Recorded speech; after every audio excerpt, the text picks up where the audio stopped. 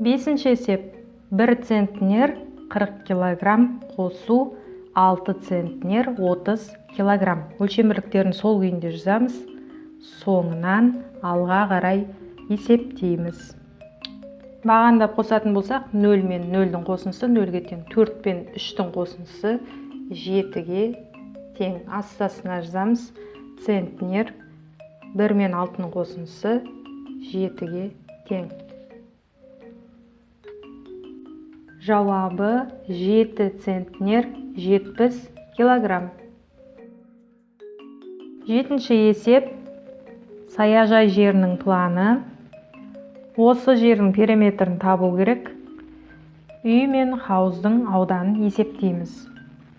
Саяжай жерінің планы тік төртбұрыш пішін. Олай болса, тік төртбұрыш пішінді периметр табу үшін А-ны 2-ге көбейтеміз және Б-ны 2-ге көбейтіп барлығын қосамыз. Яғни ұзындығы мен енін оларды 2-ге көбейтіп барлығын қосуға болады. Осы формулаға сүйене отырып, саяжай жерінің планын табу үшін 15-ті 2-ге көбейтеміз, 30-ға тең қосамыз. 25 пен 2-ның көбейтіндісі 50-ге тең. Енді мына шыққан сандарды бір-біріне қосамыз. Сонда 80 метр. Үйдің ауданы 5 метр көбейту 4 метр. Тең 20 метр квадрат. Хауыздың ауданы 3 метр көбейту 2 метр тең 6 метр квадрат.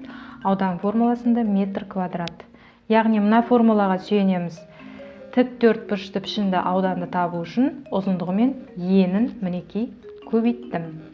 Ал егерде шаршы пішінді ауданды табу керек болса, А мен А-ны көбейтеміз қабырғаларын, немесе бір қабырғасын 2 рет өз-өзіне көбейтуге болады, немесе квадрат түрінде А-ның квадраты деп есептейміз.